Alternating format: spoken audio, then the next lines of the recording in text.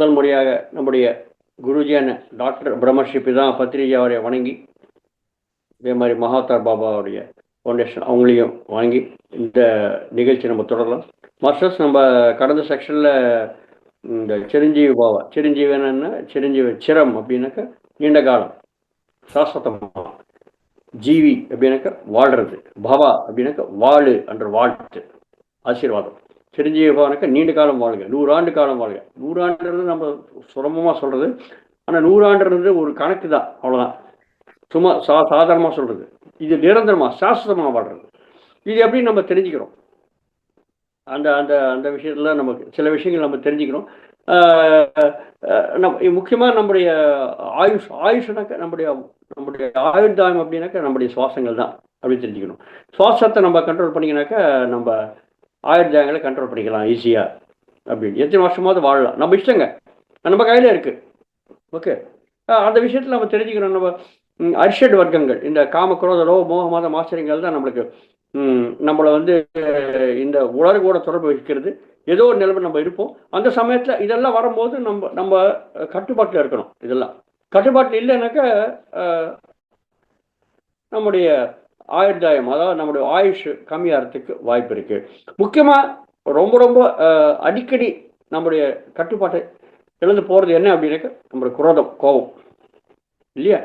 அது சீக்கிரம் எப்படி நம்ம பண்ணுறது அப்படின்னு நம்ம கௌதம புத்தருடைய உதாரணம் நம்ம தெரிஞ்சுக்கணும் இல்லையா? ஸோ கோவம் வந்து ஏன் வருது? கோவம் வர்றது முக்கியமாக மற்றவங்க என்ன சொல்கிறாங்களோ அதை அப்படி ஏற்றுக்கிறதுனால தான் கோவம் வருது, யோசனை கூட பண்ணாது. அதை பற்றி நம்ம தெரிஞ்சுக்கணும். ஸோ கோவம் வரும்போது கோவத்தை காட்ட வேணாமா என்ற விஷயத்த நம்ம நேற்று அப்படி கடந்த செக்ஷன் நம்ம அப்படி விட்டோம். கோவத்தை காட்டலைன்னா என்ன தெரியுமாங்க? கோவத்தை காட்டலைனாக்கா நம்ம இந்த உலகத்தில் போண்டி ஆகிடுவோம், மட்டம் தட்டிடுவாங்க. அதனால் ஒரு சின்ன உதாரணம் சொல்கிறேன் என்ன ஆகும்ன்ட்டு. கோவத்தை காட்டலானாக்க சாதுவாக இருந்துக்கணும், சாதமாக இருக்குன்னு சொல்லிட்டேன் நான் இல்லையா? சாந்தமாக இருக்கணும். சாந்தமாக இருந்தேனாக்க நம்ம எத்தனை வருஷமாவது வாழலாம், சுவாசங்கள் கம்மியாகிடும். அப்போ கோபம் காட்டாத எப்படி இருக்கிறது? ஓகே, ஒரு கிராமம் இருக்குங்க. ஒரு கிராமத்தில் மக்கள்லாம், இந்த கிராமத்து பக்கத்தில் பெரிய காடு இருக்குது. காடு பக்கத்தில் அந்த கிராமம் இருக்குது. இந்த கிராமத்து மக்களுடைய வாழ்வாதாரம் என்ன அப்படின்னாக்கா, அந்த கிராமத்தில் காட்டில் போயிட்டு விறகலை வெட்டி அந்த விறகை விற்று அவங்க வாழ்வாதாரம், அதுதான் அவங்களுக்கு வாழ்கிறாங்க. அந்த பணத்துலேருந்து வாழ்கிறாங்க. என்ன ஒரு 10 பேர் 15 பேர் கும்பலாக போவாங்க விறகு வெட்டுறதுக்கு. கும்பலாக போயிட்டு விறகு வெட்டியாக இருப்பாங்க. எல்லாம் சேர்ந்து விற்றுட்டு எவ்வளோ வருதோ எல்லாத்தையும் ஈக்குவலாக பங்கு போட்டுட்டு அங்கே வாழ்கிறாங்க. அந்த மாதிரி. அப்போ அந்த காட்டில் வந்து ஒரு பெரிய பாம்பு இருக்குங்க. அந்த பாம்பு வந்து மனுஷனை பார்த்தா கடிச்சிடும், அவ்வளோதான். இவங்களுக்கு பாம்பு, ஆனால் விறகு வெட்டுறதுக்கு காட்டுக்கு போய் ஆகணும், என்ன பண்ணுறது? சரி, ஓகே, ரைட்டு, போனாங்க. அப்போ என்ன பண்ணாங்க இவங்க? ஒரு 5 பேரில் 2-3 பேரை வந்து காவலுக்கு வைப்பாங்க. பார்த்துக்கோப்பா, நீ பாம்பு வருதுன்னாக்கா நம்மளா உஷாராயிடுவோம், மற்ற விறகு வெட்டுறவங்க உஷாராயிடுவோம். பார்க்குற, அதாவது பாதுகாப்பு வேலை தான் அவங்களுக்கு கொடுத்துருக்காங்க. அது ஷிஃப்ட் டியூட்டியில் போடுவாங்க அவங்க. இன்னைக்கு நீ பார்த்துக்கோ, இங்கே இந்த 3 பேர், நாளைக்கு இந்த 3 பேர், அந்த மாதிரி அப்படின்ட்டு அவங்க டியூட்டி போட்டுக்கிட்டு, டியூட்டி ரோஸ்டர் போட்டுக்கிட்டு அவங்க அந்த பாம்பு இல்லையே பார்த்துக்கோ. பாம்பு வருதுனாக்க உடனே கத்த ஆரம்பிச்சிடும், பாம்பு வருது பாரு பாரு, உடனே எல்லாம் உஷாராயிடுவாங்க. ஓகே, ஸோ இந்த மாதிரி அவங்க வேலை பண்ணிட்டே இருக்காங்க. அப்போ கூட சிலப்போ பாம்பு வந்து சில பேர் கடிக்கிறது. என்ன பண்ணுறது? ஒன்றும் பண்ண முடியாது. சரி, ஓகே, ரைட். இப்போ என்ன ஆச்சுனாக்கா, ஒரு வாட்டி அந்த கிராமத்துக்கு ஒரு முனிவர் வருவார், ஒரு ரிஷி வருவார். ரிஷி வந்தாருனாக்கா இப்போ எல்லாருமே அவரை வர வச்சாங்க, அவர் உட்கார வச்சாங்க. சரி, ஓகே, இல்லைப்பா, அவர் வந்து எல்லாம் சொல்லணுமோ அவருக்கு தெரிஞ்ச புத்திமதி எல்லாத்தையும் ஆன்மீக ஞானத்தை கொடுத்தாரு எல்லாருக்கும். அதெல்லாம் கொடுக்கறதுக்குள்ள சாயங்காலம் ஆயிடுச்சுனாக்கா இனிமேல் அவர் சரி, ஓகே, நான் பண்ண வேண்டிய வேலை பண்ணியாச்சுப்பா, இனி நான் கிளம்புறேன். உடனே கிராமத்து மக்கள் சொல்லிட்டாங்க, சாமி, நீங்கள் வந்து அடுத்த கிராமத்துக்கு நீங்கள் போகிறதா இருந்தாக்கா இந்த காட்டை தாண்டி போகணும்.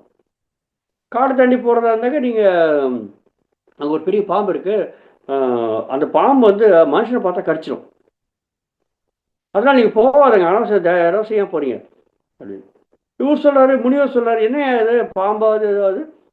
நான் வந்து ஒரு ஒரு யோகி, ஒரு முனிவன். எனக்கு சாவை பற்றி பயமே கிடையாது, நான் போகிறேன் அப்படின்னு. இவங்க சொல்லுவாங்க, ஐயோ வேணாம் வேணாங்க வேணாங்க, நாளைக்கு காலையில் போங்களேன், என்ன ஆகிட போகிறது.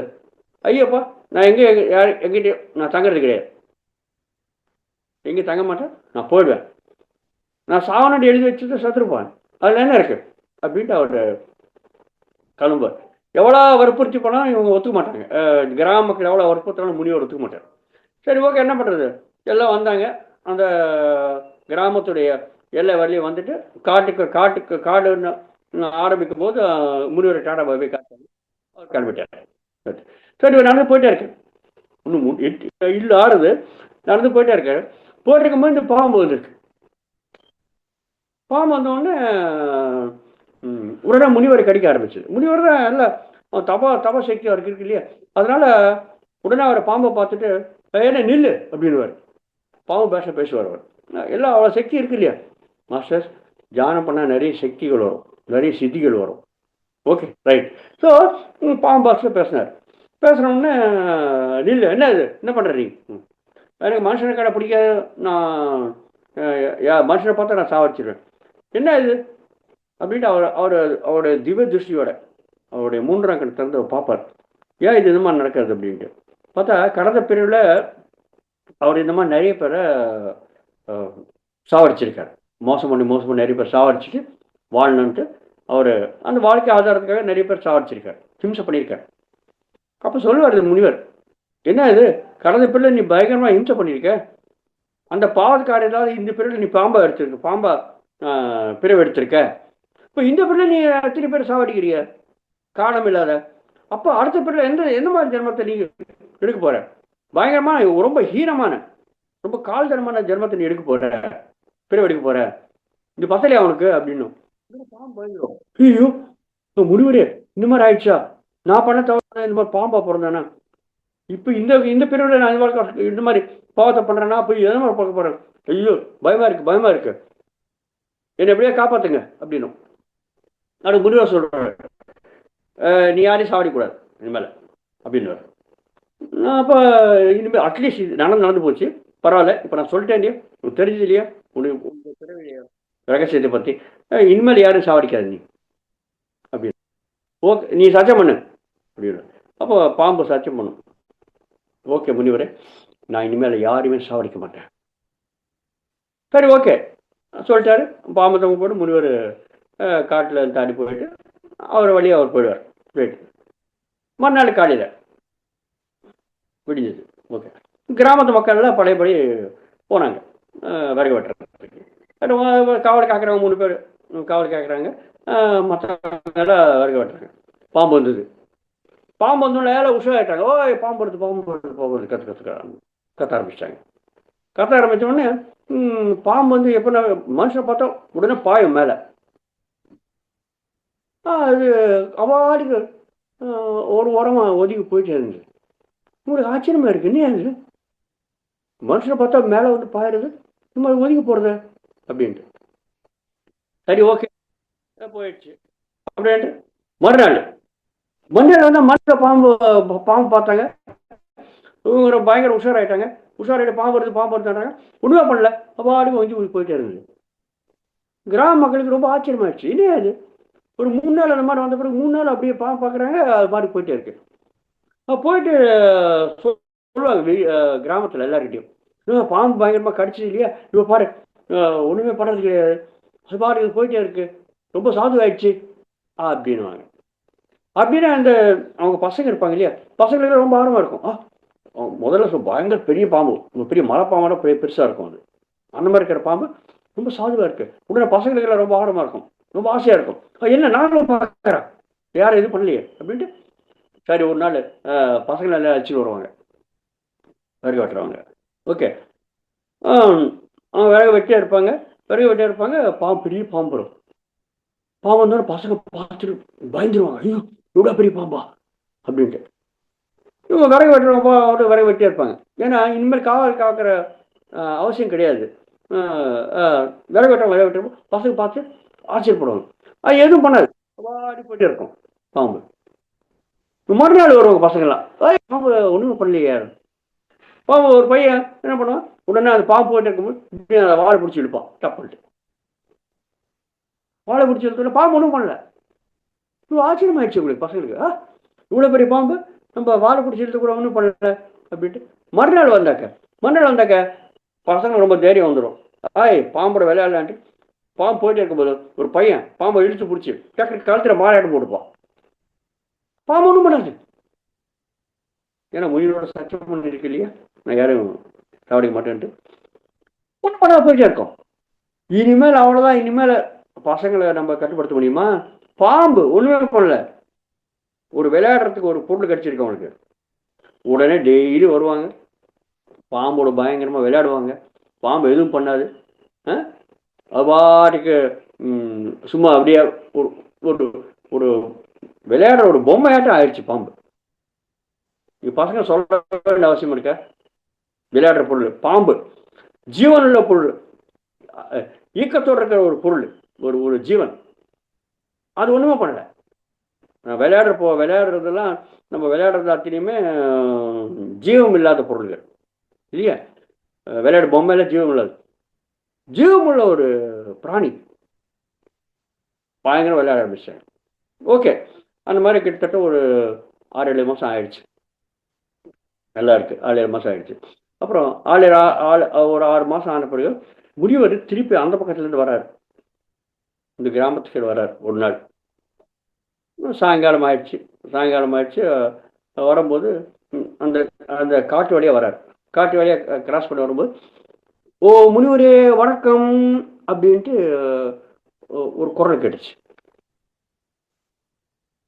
அது யாரு இந்த காட்டுல நம்ம யார் கூப்பிடுறாரு, முனிவரே வணக்கம்ன்றாங்க, யாரு அப்படின்ட்டு ஒரு பார்ப்பாரு, 4 பக்கம் பார்ப்பாரு.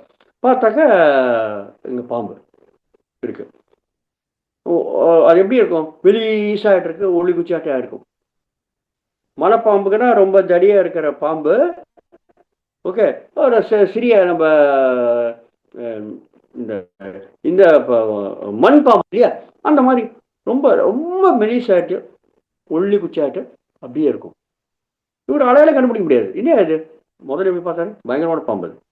அந்த மாதிரி இருக்கிற பாம்பை பார்த்துட்டு அது பாம்பு உடக்க வைக்கும். திருப்பி உடக்க முனிவரே, யார் நீ அப்படி கேட்பாரு. இப்போ என்ன அடையாளம் கண்டுபிடிக்க முடியலையா? நீங்கள் இப்போ ஒரு சில மாதம் 6 மாதம் முன்னாடி நீங்கள் போனீங்க, நீங்கள் சொன்னீங்க இல்லையா, நான் யாரையும் கடிக்கூடாது, நான் சத்தியம் பண்ணேன், நான் தான் அது. அதெல்லாம் ஓகே சரிதான், நீங்க அது மாதிரி ஆயிட்டேன். அப்போ இருக்கிற மாதிரி நான் அடையாளம் கண்டுபிடிக்க முடியும் ஒன்று அப்படின்னாரு. உடனே பாம்பு சொல்லிச்சு, நான் ஒரு சத்தியம் பண்ணேன் இல்லையா, யாரையும் கடிக்க மாட்டேன், பயங்கர பாவம் பண்ணேன், இனிமேல் வரப்போகிற பெரிய அது ஒழுங்காக இருக்கணும். அதெல்லாம் ஓகேம்மா, நீ பண்ணதெல்லாம் கரெக்டு, நீ ஏன் இந்த மாதிரி ஆன, அவ்வளோ பெரிய பாம்பு, அவ்வளோ வெளியே இருக்கிற பாம்பு, ஏன் ஒளி குச்சி ஆகிட்ட அப்படின்னு. அப்போ பாம்பு சொல்லும், முனிவரே நான் சொல்ல பச்சை பண்ணியிருக்கேன், யாருமே கடிக்கல, அது மாதிரி யாரும் கடிக்க விரும்பல, கிராம மக்களுங்க நான் கடிக்கல. அப்புறம் பசங்க வர ஆரம்பித்தாங்க, எல்லாம் சொல்லும் இந்த மாதிரி பசங்க எல்லாம் விளையாட ஆரம்பித்தாங்க, நான் யாரும் கடிக்க மாட்டேன் சத்தியம் பண்ணல, அதனால் யாரும் கடிக்கல. அப்போ காலையில் ஃபுல்லாக, அதாவது விடிஞ்சதுலேருந்து நைட்டு வரலையும் பசங்க விளையாட்டே இருப்பாங்க என்னோட. நான் சாப்பிட்றதுக்கு கூட எனக்கு டைம் இருக்காது, சாப்பிட முடியல. அப்புறம் எல்லாம் முடிஞ்ச பிறகு சாயங்காலம் ஆன பிறகு அவங்க வீட்டுக்கு போயிடுறாங்க. வீட்டுக்கு போன பிறகு இருளான பிறகு கண்ணுக்கு தெரிய மாட்டேன்றது, நான் எதுவுமே சாப்பிட முடியல, வேட்டாட முடியல. எப்போயாவது ஏதாவது ஒரு எலி கிடைச்சுனாக்கா அப்போ நைட்டில் சாப்பிட முடியுது, சாப்பிட்றதுக்கு எனக்கு டைம் இல்லை, அந்த மாதிரி ஆயிடுச்சு. அதனால் சாப்பாடில் இந்த மாதிரி பலகீனமாயிட்டேன். என்ன மாட்டேன், அதான் முட்டாள, உனக்கு ஏதாவது அறிவு இருக்கு அவனுக்கு? நான் என்ன சொன்னேன் உனக்கு, நீ யாரையும் சாவடிக்கூடாதுன்னு சொன்னேன் இல்லையா? ஆமாம், நீ சொன்னீங்க, நான் சத்தியம் பண்ணி கொடுத்தேன். யாரையும் சாவடிக்கூடாதுன்னு சொன்ன தவிர உன்னுடைய பாதுகாப்பு நீங்கள் பார்க்க முடியாதா? அந்த அளவுக்கு நீ புத்தி இல்லையா உனக்கு?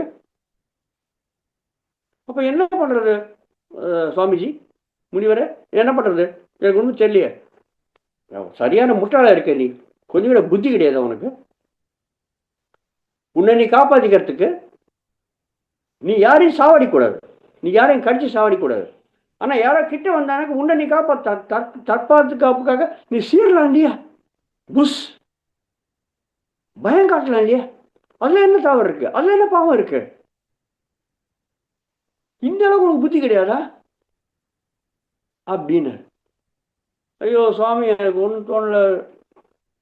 புத்தி கேட்டவளை, அட்லீஸ்ட் யாரா வந்தானாக்க உன்னுடைய ஊருக்கு பாதுகாத்துக்காக நீ அட்லீஸ்ட் சீரு, உன்னுடைய குணம் தானே, கடிக்காது, கடிச்சா பாவம் அப்படின்னு சொல்லி போயிட்டேன். ஓகே, மறுநாள் எல்லாம் வந்தாங்க, பசங்க வந்தாங்க, இப்போ வேலை கட்டுற வந்தாங்க. இனிமேல் வந்தாங்க. வந்த உடனே பசங்களை கிட்ட வந்த உடனே அது புஷ்ன்னு சீர ஆரம்பிச்சிச்சு. சீரணுன்னு பசங்களை பயந்துட்டாங்க. ஐயோ பாம்பு இந்த மாதிரி திருப்பி இந்த மாதிரி வந்துடுச்சு, கடிக்க கடிக்கன்ட்டு திடீர்னு ஓட ஆரம்பிச்சிட்டாங்க. ஓட ஆரம்பிச்சோன்னா மற்றவங்களும் உஷாராயிட்டாங்க. ஐயோ படி, இப்போ பாம்பு கடிக்க ஆரம்பிச்சா குழந்தைகளை கடிச்சிங்கன்னா ஆகும் அப்படின்ட்டு அவங்க உஷார். இனிமேல் குழந்தைங்க வரக்கூடாது அப்படின்ட்டு உடனே குழந்தைகள் கிராமத்துக்கு அனுப்பிச்சிட்டாங்க. அவன் மறுநாள்லேருந்து திருப்பி பழையபடியே 3 பேர் பாதுகாப்பு, செக்யூரிட்டி, சௌக்கிதார் டியூட்டி பார்க்குறாங்க, பாம்பு வருது இல்லையான்ட்டு. மற்றவங்கெல்லாம் விறகு வெட்டி பண்ணிட்டே இருக்காங்க. பாம்பு வருது, யாரையும் சாவடிக்கிறது கிடையாது. ஒருவேளை யாராவது கிட்டக்கு வந்தாங்கன்னா திடீர்னு சீரும். ஐயோ கடிச்சிட்டு இவங்களுக்கு பயத்துறாரு, அவங்க ஜாகிரதையாக இருக்காங்க. பாம்பும் தான் பாட்டுத்தானே தன்னுடைய வாழ்வாதாரத்தை நீடிட்டு வந்தது. பார்த்தீங்களா மாஸ்டர்? நான் எதை சொல்ல விரும்புகிறேன்னாக்க, நீங்கள் இந்த உலகத்தில் கோபத்தை காட்டல, அந்த பாம்பாட்டம் ஆகிடுவோம், நம்ம செத்துருவோம், அவ்வளோதான், நம்ம வாழ முடியாது.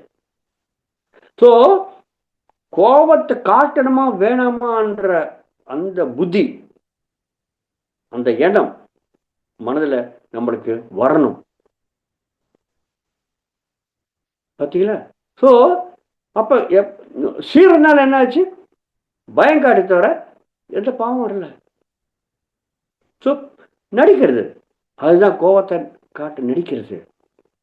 அந்த புத்திமதியாவது வேணும்.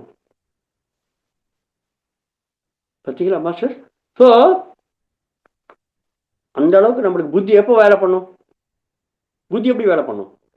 புத்தி எப்படி வேலை பண்ணுவோம்னாக்க மாஸ்டர்ஸ், நம்ம இந்த அரசியல் வகைகள் நம்மளுக்கு வரும்னு சொல்கிறோம் இல்லையா, நிறைய விஷயங்கள்ல வரும்போது நம்ம எதையாவது ஒன்று வெளிப்படுத்துவோம்.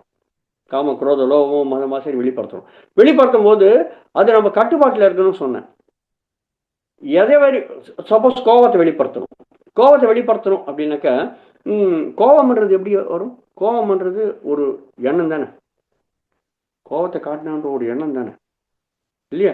ஸோ அந்த கோபத்தை காட்டணுன்ற எண்ணம் வந்த பிறகு அது நம்ம கட்டுப்பாட்டு இல்லாத போய்டுறது. அதுதான் நம்ம பிரச்சனையே இல்லையா? இப்போ கட்டுப்பாட்டில் இருக்கிறனாக்கா எப்படி தியானம் வரும்?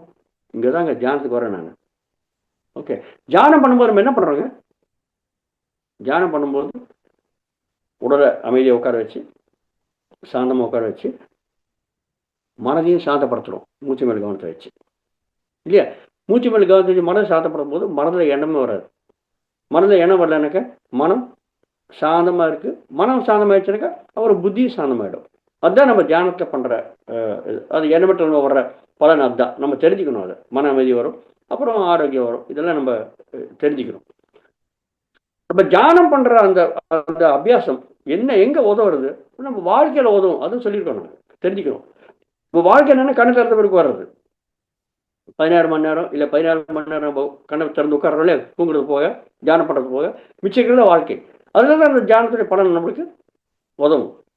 ஸோ தியானம் பண்ணும்போது இருக்கிற அந்த சாதனை, மன அமைதி, பீஸ் ஆஃப் மைண்டு, எண்ணங்கள் இல்லாத நிலைமை, அமைதின்றது கண்ணை திறந்த பிறகு தியானத்துலேருந்து வெளில வந்த பிறகு நம்ம வாழ்க்கையில் அது தேவை இருந்தால் யோசிப்போம், தேவை இருந்தால் பேசுவோம், தேவை இருந்தால் செயல்படுத்துவோம் உடம்போட, இல்லை கம்முன்னு இருப்போம். அது பழக்கமாயிடும். அதனால தான் மாஸ்டர் டெய்லி தினந்தோறும் விடாமுயற்சியை நீங்கள் தியானம் பண்ணணும், இந்த சாதனை பண்ணணும். பண்ண பண்ண பண்ண பண்ண நம்ம மனம் அமைதி, மனம் அமைது.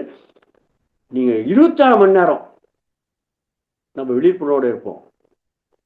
இப்போ என்ன நடக்கிறதுனாக்க, எப்போ நம்மளுக்கு இந்த எண்ணங்கள் கம்மியாகிறதோ அப்போ இந்த ஐஸ்வர்யங்கள், காம குரோத லோக மதம் ஆச்சரியங்கள் நம்ம வாழ்க்கையில் வரும்போது நம்ம உடனே அதுக்கு ரியாக்ஷன், அதாவது மறுசெயல் பண்ணாத, யோசனை பண்ணி என்ன பண்ணணுமோ அதுக்கு தகுந்த மாதிரி நம்ம செயல்படுத்துவோம். அப்போ எப்போ நம்ம யோசனை பண்ணி செயல்படுத்துகிறோமோ அது நம்ம எல்லாமே நம்ம கட்டுப்பாட்டில் இருக்குங்க.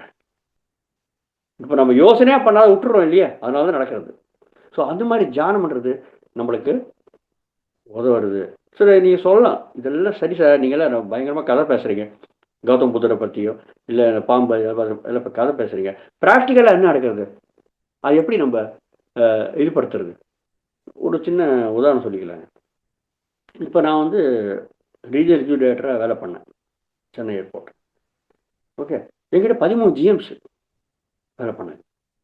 13 ஜிஎம்ஸ் வேலை பண்ணும்போது அதை கோவத்தை எப்போ காட்டணுன்ற விஷயத்தை நம்ம தெரிஞ்சுக்கணுங்க. 13 ஜிஎம்ஸ் வேலை பண்ணும்போது அது 13 ஒவ்வொருத்தரும் ஒரு நிறைய நிறைய நிறைய ஃபீல்ட்ஸ் இருக்குது எங்கள் கண்ட்ரோலில், எவ்வளோ இருக்குது நிறைய. அந்த 13 ஜிஎம்ல ஒருத்தர் வேலை பண்ணேன், ஒழுங்காக வேலை பண்ணிச்சோன்னே. இப்போ அந்த எல்லார்கிட்டையும் வேலை வாங்கியோடு என்னுடைய பொறுப்பு இல்லையா. ஒவ்வொருத்தரும் ஒரு டிசிப்ளினில் வேலை பண்ணுறாங்க, ஒவ்வொரு பகுதியில் வேலை பண்ணுறாங்க, ஒரு பாகத்தில் வேலை பண்ணுறாங்க. அத்தனை பேரும் ஒழுங்காக வேலை பண்ணால் தான் என்னுடைய ரீஜன் 60 ஏர்போர்ட் நான் மேனேஜ் பண்ண முடியும் இல்லையா. சப்போஸ் ஏதாவது ஒழுங்காக வேலை எவனா ஒரு ஜிஎம் வேலை பண்ணானுக்க அவன் வேலை யார் பார்ப்பாங்க? நான் தான் பார்க்கணும் இல்லையா, நான் தான் பொறுப்பு. ஏன்னா ஒருத்தருடைய பகுதியை இன்னொருத்தர் பண்ண மாட்டான். ஏன்னா ஒவ்வொருத்தர் ஒவ்வொரு பாகத்தில் வேலை பண்ணுறான், ஒவ்வொரு பாகத்துக்கு அதிகாரி. ஸோ அவன் வேலை பண்ணானுக்க அந்த வேலையை நான் தான் பார்க்கணும். என்ன பண்ணுறேன் நான் வந்து கூப்பிட்டு சொல்லுவேன், என்னப்பா இந்த மாதிரி சீக்கிரம் வேலை பண்ணுப்பா, இல்லாட்டி இல்லை எனக்கு கெட்ட பேர் வந்துடும். நான் வந்து சேர்மன் கிட்ட தட்டி வாங்க வேண்டியதாக இருக்கும் இல்லையா. நான் கூப்பிட்டு சொல்லுவேன், சொன்னாக்கா அவர் வேலை பண்ண நினச்சாங்கண்ணே, சரி வேலை பண்ணலான்ட்டு நான் ஐயோ சாதுவாக இருக்கணும்ப்பா, கோவத்தை காட்டக்கூடாது அப்படின்னு நான் தெரிஞ்சுக்கணும் இல்லையா. இல்லாட்டி என்னுடைய மூச்சுக்கு அதிகமாக செலவாயிடும். நம்முடைய கோவத்தை காட்டினா நம்முடைய எனக்கு தான் அது எதிரி. எப்படி எதிரி? நம்முடைய ஆயுஷ் அதை க்ஷீணமாக்கணும், கம்மி பண்ணிடும். அது ரொம்ப சாதுவாக இருக்கணும் அப்படின்ட்டு நான் அவரை வேலை பண்ண சும்மா இருந்து நினச்சோங்களேன், அவன் ஜாலியாக இருப்பான், இன்னும் ஜாலியாக இருப்பார். ஜாலியாக இருந்து ஒரு வேலையும் பண்ணாத அப்படியே சம்பளம் வாங்கிட்டு இருப்பான், ஆயிரக்கணக்கான சம்பளம் வாங்கிட்டு இருப்பான் ஜாலியாக. அப்போ அவன் பண்ணுற வேலை யார் பண்ணுவான்? நான் தான் பண்ணணும் இல்லையா. அப்போ என்ன நடக்கும்? கோவத்தை காட்டக்கூடாது இல்லையா, நான் பண்ணிட்டே இருப்பேன். அப்போ அதோட நிற்குமா? நிற்காதுங்க. மற்றவங்க இருக்காங்க, மற்ற 2 பேர் இருக்காங்க இல்லையா, அவங்க பார்ப்பாங்க இல்லையா, அவங்க வேலையை பண்ணதை ஜாலியாக சுற்றிட்டே இருக்கான், நம்ம மாறாட்டம் வேலை பண்ணுறோம், நம்ம வேலை எல்லாத்தையும் இவர் ஒன்றுமே சொல்ல மாட்டேன்றாரு அப்படின்ட்டு இன்னொருத்தவங்க கூட வேலை பண்ணுறத நிறுத்திடுவான். அப்போ அவன் யார்? அவர் வேலை யார் பண்ணுவார்? நான் தானே பண்ணணும். இந்த மாதிரி எத்தனை பேர் வேலை நான் பண்ண முடியும்? என்னுடைய வேலை யார் பார்ப்பாங்க?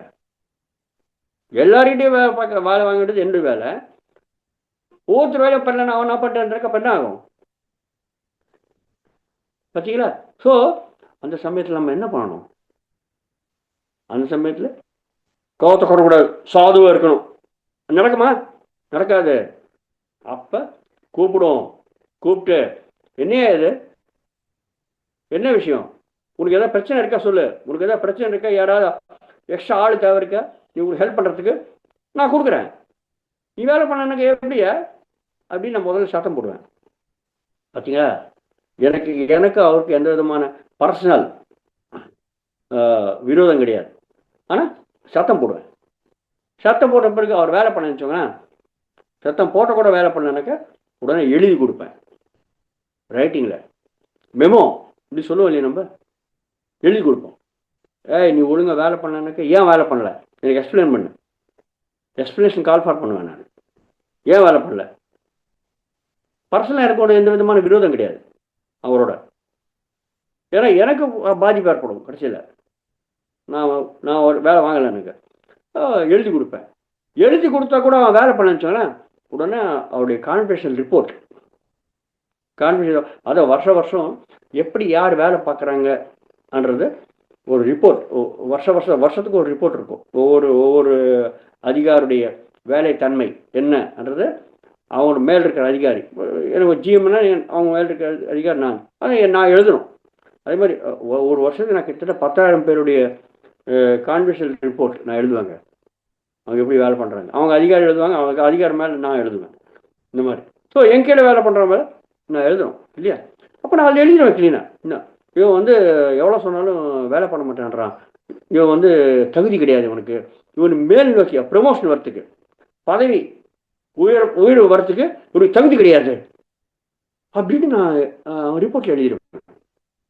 பத்தாது, அவர் ரொம்ப சீனியராக இருப்பான், அவனுக்கு பதவி ஏற்று ப்ரமோஷன் வரும்போது நான் எழுத ரிப்போர்ட்டில் பட்டத்தை தட்டி வச்சிருவான், அவ்வளோ பக்கத்தை வச்சிருவான். அவன் கீழே இருக்கிறவன் ப்ரமோஷன் கொடுத்துருவான். பார்த்தீங்களா? அந்த மாதிரி நம்ம கோபத்தை காட்டணும், நடிக்கணும். பர்சனலாக என்ன விரோதம் கிடையாது நம்மளுக்கு இல்லையா? ஸோ மாஸ்டர், இந்த அளவுக்கு நம்ம கோபத்தை காட்டணுங்க. கோபத்தை காட்டும் போது கோபத்தை நடிக்கணும். பார்த்தீங்களா? ரைட்.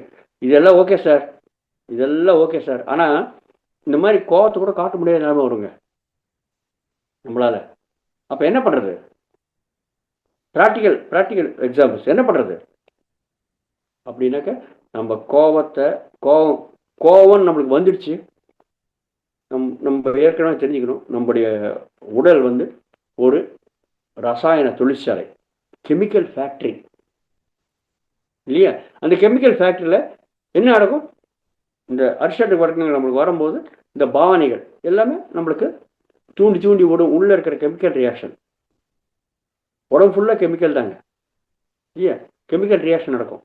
அந்த கெமிக்கல் ரியாக்ஷனால் தான் நம்மளுக்கு வெளியேற்றுறோம் இல்லை இந்த இந்த பாவனைகளை, எமோஷன்ஸ் அப்படின்னு சொல்லுவோம் நம்ம. இது நம்ம வெளியேற்றுறோம் இல்லையா? கோவம்னா என்ன? கோவம் வரும்போது என்ன ஆகுது? கோவம் வரும்போது கண்ணெல்லாம் அப்படி சிவந்துடுறது, வாய் பேச்சு தடுமாறுறது, உடம்புலாம் நடுங்கிறது. இதெல்லாம் எப்படி நடக்குதுங்க? நார்மலாக இருக்கிறவங்க எப்படி நடக்குது? அப்போ உள்ளே இருக்கிற அந்த ரத்தோட்டம் அதிகமாகி கெமிக்கல் ரியாக்ஷன் தானே அது. நம்முடைய உடலை வந்து 1 கிலோமீட்டர் தூரத்துக்கு எந்திரங்கள் வச்சு அந்த எந்திரங்கள் வேலை பண்ணும்போது 10 கிலோமீட்டர் தூரம் சத்தம் கேட்கும்னு நம்ம தெரிஞ்சுக்கணும். அவ்வளோ பெரிய அற்புதமான அமைப்பு நம்ம உடல். அப்போ எவ்வளோ கெமிக்கல் ஆக்ஷன் நடக்கும் பாருங்கள். எந்த கண்ட கசமான சாப்பிட்டா கூட அது வந்து நம்மளுக்கு ரத்தமாக மாறுறது. ஒரு மாட்டை எடுத்துக்கோங்க, ஒரு மாட்டை எடுத்தால் அது என்ன சாப்பிட்டாலும் கடைசியில் பாலாக மாறுறது. எப்படி நடக்கிறது? பால் எப்படி தயார் பண்ணுறது? ரொம்ப கஷ்டம் இல்லையா? ஆனால் மாட்டு உடல் அமைப்பு அந்த மாதிரி இருக்குது, பசுமாட உடல் அமைப்பு அந்த மாதிரி இருக்குது. அது மாதிரி நம்ம ஏன் சாப்பிட்டாலும் அது ரத்தமாக மாறுறது. இதுவரை யாரும் ரத்தத்தை கண்டுபிடிக்க முடியல. கண்டுபிடிச்சாலும் நம்ம பாருங்கள், A+, B+, B, AB+, O+, இத்தனை வெரைட்டிஸ் இருக்குது. யாரும் ரத்தத்தை தயார் பண்ண முடியல பாருங்க. அவ்வளோ அற்புதமான அமைப்பு. ஸோ இதெல்லாம் என்னது? ரத்தம் கெமிக்கல் தானே, ஒரு ரசாயனம் தானே அது. அதில் என்னென்னமோ லவணங்கள், உப்பு எல்லாமே இருக்கு, அதில் நிறைய இருக்கு. ஓகே. ஸோ ஆக மொத்தத்தில் உடம்பு ஃபுல்லாக கெமிக்கல் ரியாக்ஷன் தான். ஸோ நம்மளுக்கு என்ன ஆறுது அப்படின்னாக்கா, நீ முட்டாள் அப்படின்னு நம்ம சொல்லிட்டோம்னாக்க, யாராவது நம்மளை திட்டானாக்க உடனே நம்மளுக்கு உள்ள செயல் ஆரம்பிச்சிருச்சு, கெமிக்கல் ரியாக்ஷன் ஆரம்பிச்சிருச்சு. கெமிக்கல் ரியாக்ஷன் செயல் ஆரம்பிச்சிருச்சு அப்படின்னா ஏதோ ஒன்று அதை எப்படி நம்ம வெளியேற்றணும் இல்லை? அந்த மாதிரி கெமிக்கல் ரியாக்ஷனை வெளியேற்றாத நீங்கள் அன்னைக்கு இரவு நீங்கள் படுத்துட்டீங்க, அதுதான் மாஸ்டர் நம்முடைய சூக்ஷ்ம உடலில் நாடிகளில் அடைப்பாய் ஏற்படுறது.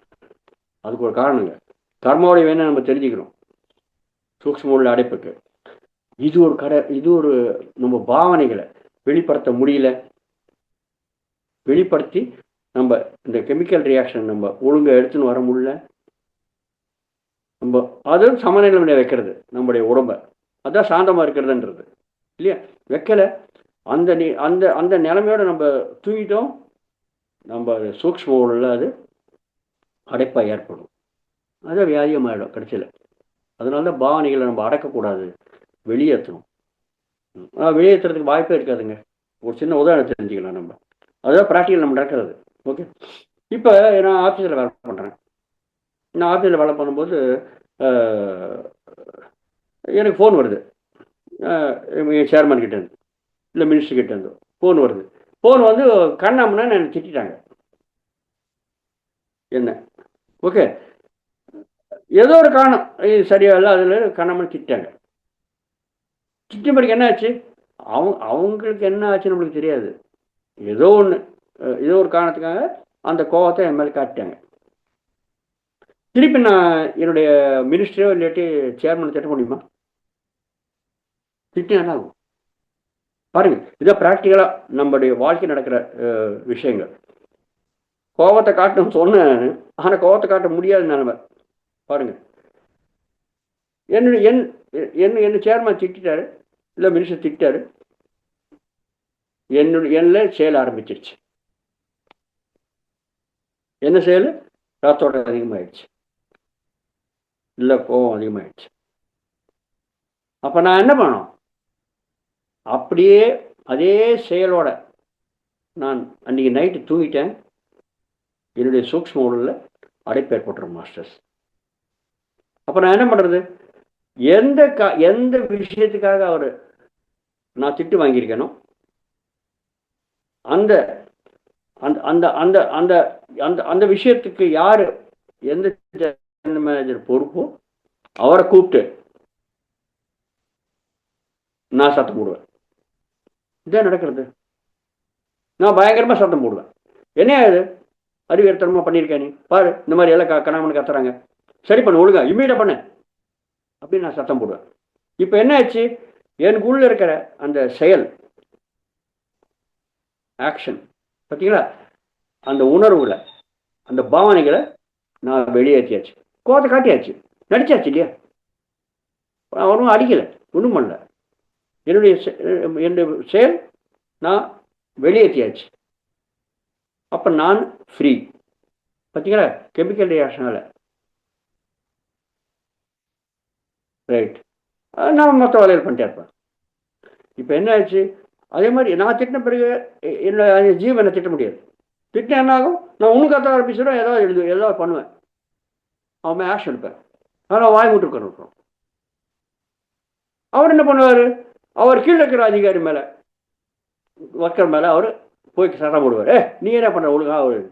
இப்போ என்னாச்சு, அவளை சேர ஆரம்பிச்சிச்சு. அந்த செயலை திட்டனால மறு செயல் முடிஞ்சு போச்சு. அவரும் ஃப்ரீயாக இருக்கார். கீழே இருக்கிற வேலை பண்ணுறவன் இருக்கான் இல்லையா, அவன் தான் வேலை பண்ணுறான். அவன் கீழே திட்டத்தை யாரும் இருக்க மாட்டான். என்ன பண்ணுவான் அவன், மாஸ்டர்ஸ் இதுதான் ப்ராக்டிக்கல் நடக்கிற ஒரு விஷயம். அவன் என்ன பண்ணுவான், இப்படி அவன் கூட செயல ஆரம்பிச்சிருச்சு. ரத்தோட்டம் அதிகமாக ஓடிக்கிட்டே இருக்கு. அவன் என்ன பண்ணுவான், யார் மேலேயும் அவன் திட்ட முடியாது, திரும்பி ஜீவன் திட்ட முடியாது, என்னையும் திட்ட முடியாது, யாரையும் திட்ட முடியாது. அவன் யாரும் வீட்டுக்கு போயிட்டு வீட்டுக்கு போனோன்னா அவன் கையில் காலையில் உட்காந்துருப்பான். உட்காந்தோடனே மனைவியா பரவாயில்ல, ரொம்ப ஆத்துக்காரர் கஷ்டப்பட வந்திருக்காருன்ட்டு அவன் காஃபி கொடுக்குறான்ட்டு காஃபி எடுத்து கொடுப்பான். சாயங்காலம் காஃபி எடுத்து கொடுத்தோடனே உடனே என்ன காஃபியாது மூஞ்சாட்டம் இருக்குது, முகராட்டையாட்டம் இருக்குது அப்படின்ட்டு பயங்கரமாக சத்தம் போடுவான். சத்தம் போட்டு காஃபி தூக்கி விசிலடிச்சுட்டு எனக்குள்ள செயல் ஆரம்பிச்சிருச்சு. நான் அந்த கோவத்தை மறு செயல் வெளியேற்றியாச்சு. வெளியேற்றின பிறகு நான் ஃப்ரீ ஆகிட்டேன். நான் பேப்பர் படிச்சு உட்காந்துருப்பேன். அதாவது அந்த கீழே வேலை பண்ணுறான், பேப்பர் படிச்சு உட்காந்துருப்பான். அப்போ மனைவி என்ன பண்ணுவோம், திருப்பி மனைவி அந்த வேலை பண்ணுறவனை ஒர்க்கரை சத்தம் போட முடியுமா? திருப்பி போட்டால் என்ன ஆகும், கணவன் மனைவி சண்டை பயங்கரமாக இருக்கும் இல்லையா. அது முடியுமா? முடியாது. அப்போ என்ன பண்ணுறது, இப்போ அந்த திட்டவன் அவன் நார்மல் ஆகிட்டான், மனைவிக்குள்ள ஆக்ஷன் ஆரம்பிச்சிச்சு. மனைவி என்ன பண்ணுவா, நேராக சாமியாரில் போயிட்டு ஏன்னா இந்த மாதிரி நான் காஃபி எடுத்து வந்து கொடுத்தேன், நான் டெய்லி கொடுக்குற மாதிரி தானே கொடுத்தேன், ஏன் அந்த மாதிரி மனுஷன் சத்தம் போடுறான், திருப்பி சத்தம் போட முடியாது. அவங்களுக்குள்ள மறுசெயல் ஆரம்பிச்சிருச்சு. அதே மறுசெயலோடு அவங்க படுத்தாங்க. செயல் மறுசெயல் ஒரே இடத்துல நடந்தாக்க அது ஒரு வெடியாட்ட விஸ்போட்டமாக இடியும். அதான் சொல்ல நம்முடைய சூக்ஷ்ம உடலில் அடைப்பாக ஏற்படும். அவங்க என்ன பண்ணுவாங்க, அவங்க போயிட்டு பாத்திரம் நல்லா விசிலடிப்பாங்க, பாத்திரத்தை மேலே காட்டுவாங்க. இல்லை பசங்க ஏதாவது படிக்கிறாங்கனாக்க பசங்களை போட்டு அவங்க ஏதோ ஸ்கூல்லேருந்து வந்திருப்பாங்க, ஹோம்ஒர்க் பண்ணிட்டே இருப்பாங்க, பிடிச்சி முதுமேல் டமால் டமால் 4 சாத்திடுவாங்க. அவனுக்கு ஒன்றுமே தெரியாது. என்ன அது ஏன் அம்மா அடிக்கிறாங்க, நான் தான் ஒழுங்காக வேலை ஹோம்ஒர்க் பண்ணிட்டே இருக்கானே, ஏன் அடிக்கிறாங்க தெரியலையே. திருப்பி அவன் அம்மாவை திட்ட முடியாது. அம்மா வந்து தன்னுடைய மறுசெயல் காட்டியாச்சு குழந்தை மேலே, குழந்தை முதுகு சாஃப் ஆகிடுச்சு. அவங்க அவங்க வேலை பண்ணிட்டே இருப்பாங்க, நார்மலாக ஆகிடுவாங்க. குழந்தை திருப்பி அம்மாவை கத்த முடியாது, அப்பாவை கத்த முடியாது. அப்பா கத்துற அம்மா கத்துற என்ன ஆகும், திருப்பி 4 சாத்து சாத்துவாங்க இல்லையா. அப்போ என்ன பண்ணுறது, குழந்தை அதில் குழந்தையில செயல் ஆரம்பிச்சிருச்சு. அது மறுசெயல், அது வெளிப்படுத்தலை. எனக்கு அந்த குழந்தை தூக்குனா கூட அந்த குழந்தையுடைய சூக்ஷ்ம உடலில் அடைப்பாக ஏற்பட்டுரும். அப்போ என்ன வழி, வழி என்ன, ரொம்ப சிம்பிள், நம்மளுக்கெல்லாம் தெரிஞ்சது தான், அழுதுரும். அவ்வளோதாங்க. பார்த்தீங்களா, குழந்தை அழுந்துடும். அழுதவுடனே என்னாச்சு, செயல் ஆரம்பிச்சது. அழுதுகாணுன்னா அந்த அந்த பாவனைகள், அந்த ஃபீலிங்ஸ், அந்த எமோஷன்ஸ் எல்லாத்தையும் அழுகை முகத்தில் வெளியாச்சியாச்சு. இப்போ குழந்தையுடைய சூக்ஷ்ம உடல் கூட நார்மல் ஆகிடும். பார்த்தீங்களா மாஸ்டர். ஸோ இந்த மாதிரி நம்மள வர்ற அந்த பாவனைகள், காம குரோத லோக மோக மத மாஸ்டரிங்கள் நான் சொன்னேன் இல்லையா, இதெல்லாம் நம்ம வெளியேற்றணும். வெளியேற்றல எனக்கு செயல் மறுசெயல் ஒரு இடத்துல நடந்துருச்சு. அன்றைக்கி நைட் நம்ம தூங்கணும், நம்ம சூக்ஷ்ம உடலில் நம்ம அடைப்பு ஏற்படும். அதுதான் வியாதிகள். பார்த்தீங்களா, முதல்ல கோவம் வந்தாக்க பயங்கரமான சுவாசங்கள் அதிகமாகிடும். அதனால் நம்ம கட்டுப்பாட்டு எழுதிடுறோம், நம்ம ஆயுஷ் கம்மியாகிடும். அப்புறம் அது செயல் மறுசெயல் வரனால சூக்ஷ்ம உள்ள அடைப்பாக ஏற்படணும், அது ஒரு வியாதியை கூட மாறிடும்.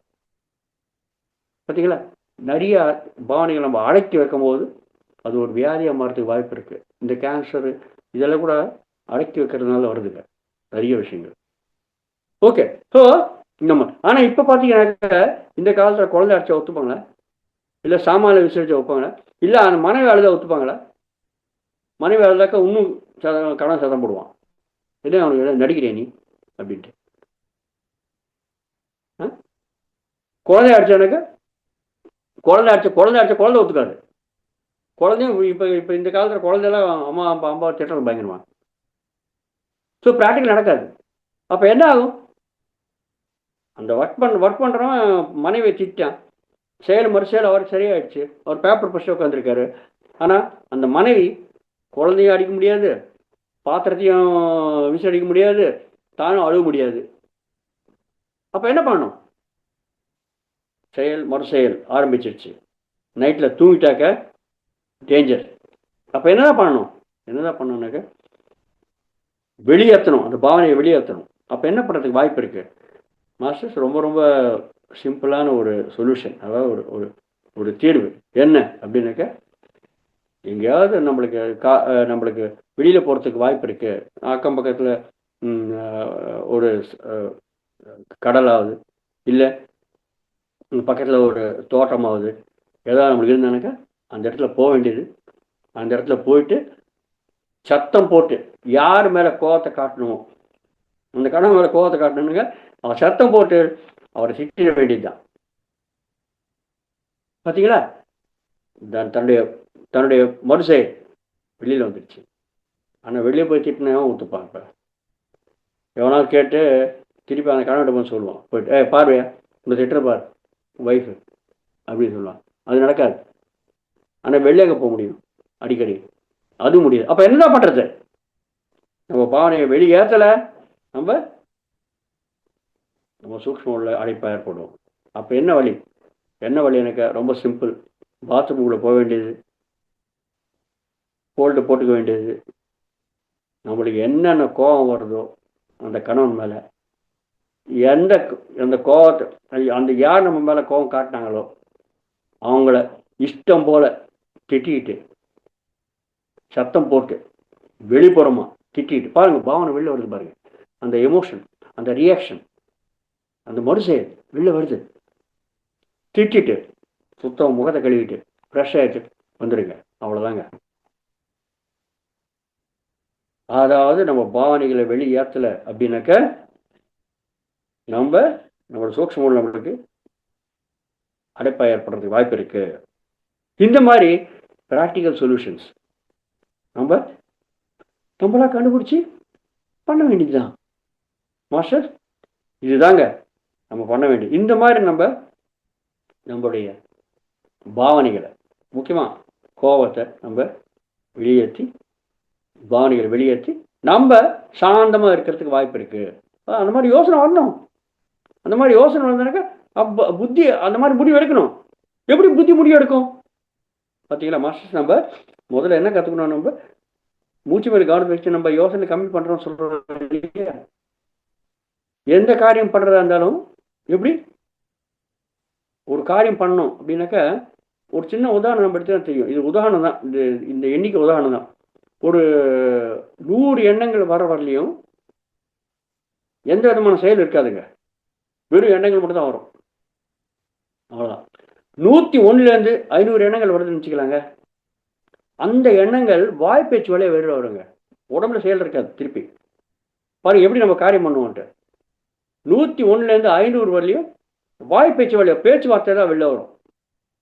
பேச்சுவார்த்தை கூட கர்மா சொல்லியிருக்க இல்லையா, பேசும்போது வாய் கர்மேந்திரன் நம்ம தெரிஞ்சுக்கணும். பேச்சுவார்த்தை வெளில வரும்.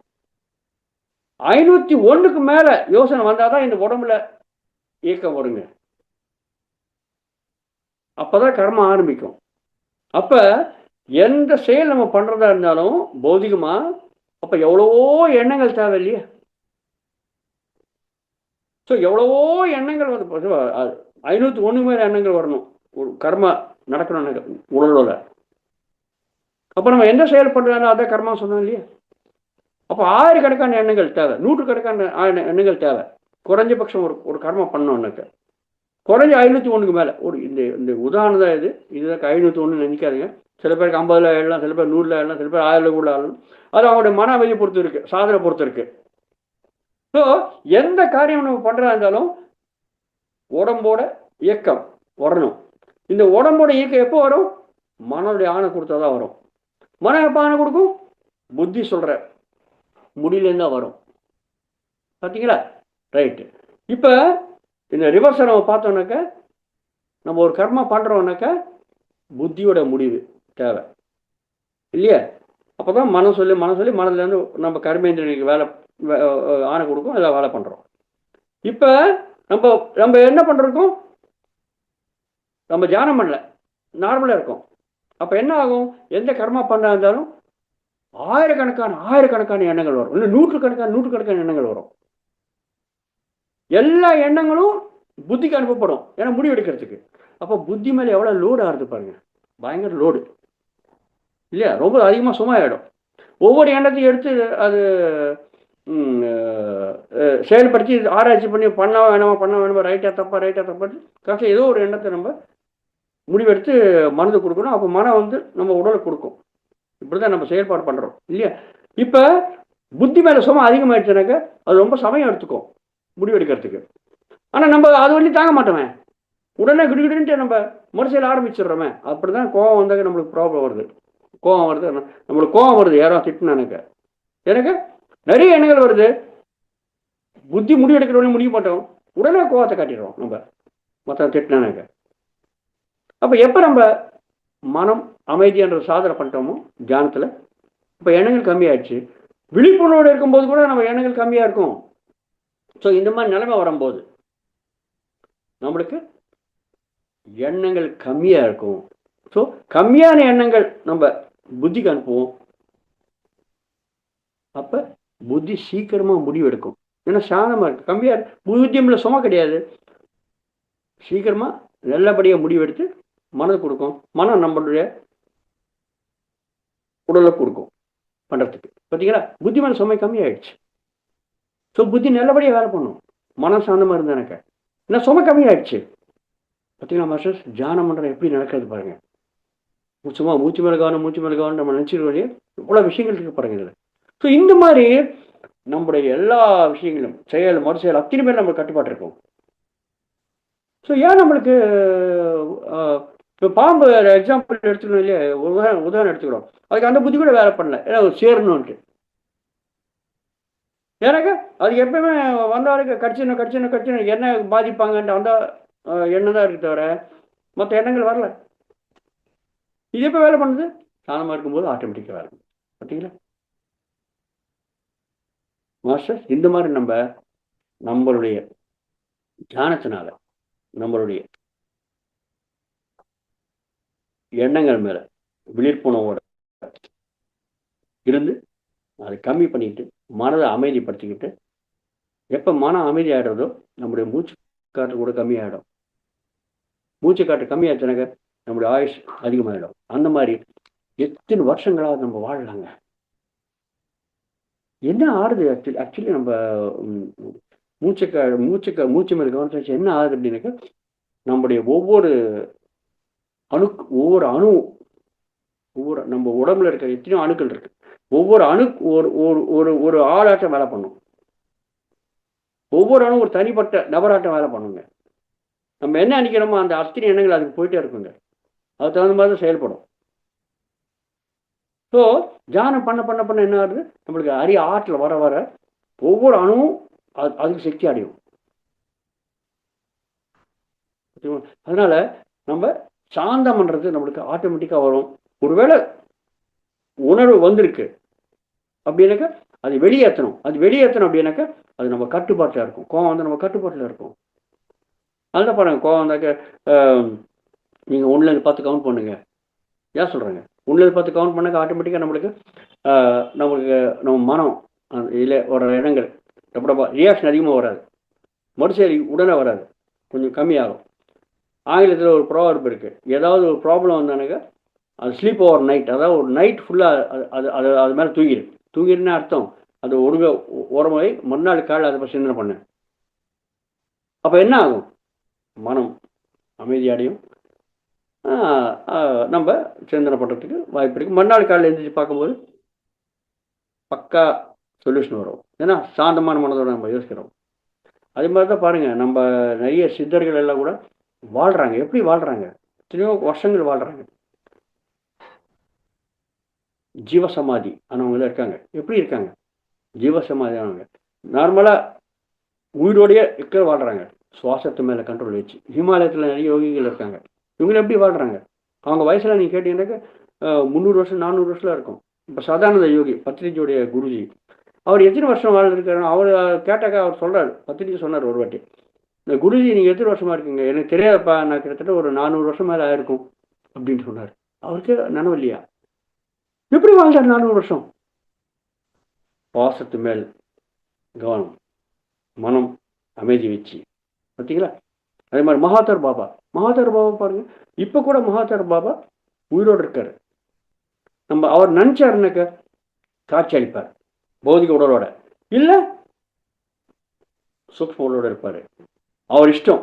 அதாவது தியானம் பண்ண பண்ண பண்ண இந்த ஆற்றல் அதிகமாக அதிகமாக நம்ம உடம்புல இருக்கிற அத்தனை அணுக்களும் ஆற்றலோட அதிகமாக தேவை இருந்தால் நம்ம எந்த உருவத்தை எடுத்துக்கலாம், பௌதிக உடல் எடுத்துக்கலாம், இல்லை தேவையில்லை. இப்போ பரமசிவன் இருக்கா பாருங்க, தவம் பண்ணுறோம், சிவர் பிரத்யட்சமாவார், வரம் கொடுப்பாரு, கொடுத்த பிறகு திடீர்னு மாயமாடுவார். எப்படிங்க? எப்படி அது? அதுதான் சித்தி. அனிமா கரிமா லகிமா மகிமா பிராக்காம ஈசத்துவம் வசித்துவன்ட்டு அஷ்ட சித்திகள், இதெல்லாம் நம்மளுக்கு வருங்க தியானம் பண்ணாக்கா. இது மகிமா சித்தி.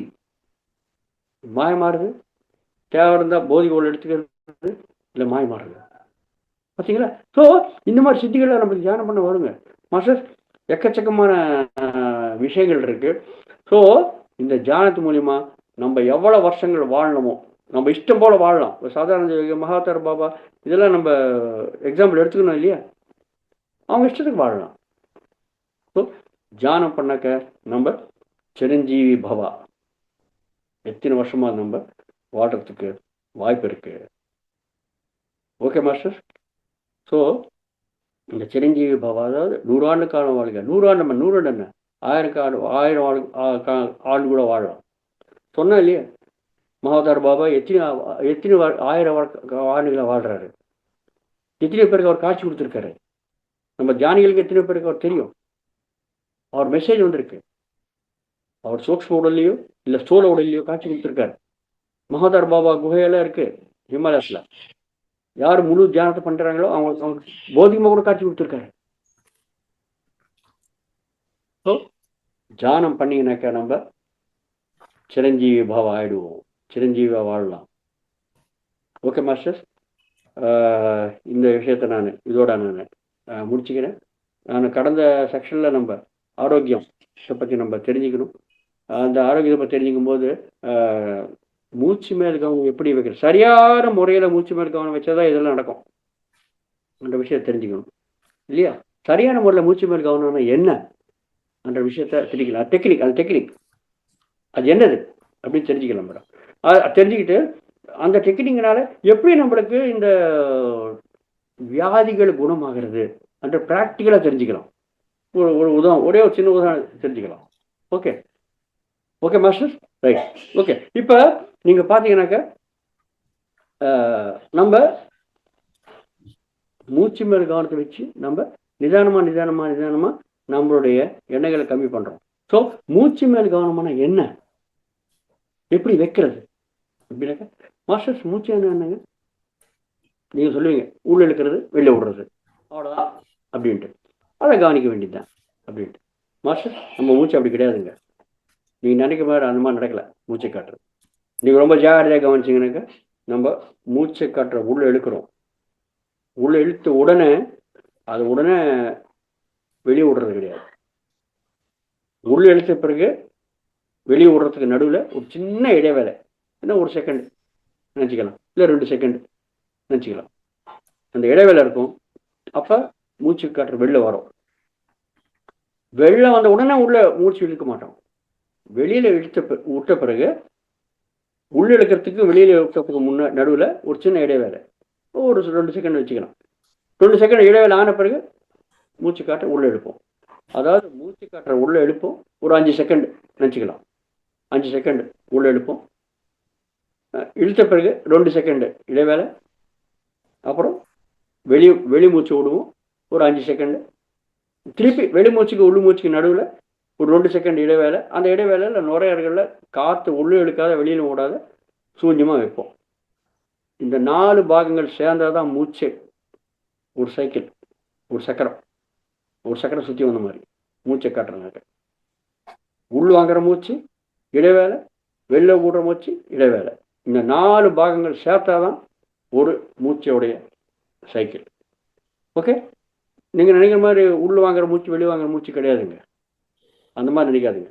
இந்த 4 பாகங்கள் சேர்த்தா தான் மூச்சு காட்டுறது. ரைட். இப்போ என்ன ஆகுறதுனாக்கா, நம்ம மூச்சு மேலே கவனம் வை அப்படின்னாக்கா, நம்ம உள் வாங்குற மூச்சு மேலே கவனம் வைப்போங்க. 5 செகண்ட் இருக்கு இல்லையா, ஈஸியாக இருக்கு, ஒன்றும் ப்ராப்ளம் கிடையாது. அது ஏன்னா இடைவேளை அதிகமாக இருக்கு, அதனால சமயம் அதிகமாக இருக்கிறதுனால ஈஸியாக நம்ம அதை கவனிச்சிடலாம். ஆனால் உள் வாங்குற மூச்சு ஆன பிறகு வெளியோடுற மூச்சு இடைவேளை இருக்குல்லையா 2 செகண்டு, அந்த 2 செகண்டை நம்ம கவனிக்கிறது கோட்டை விட்டுருவோங்க.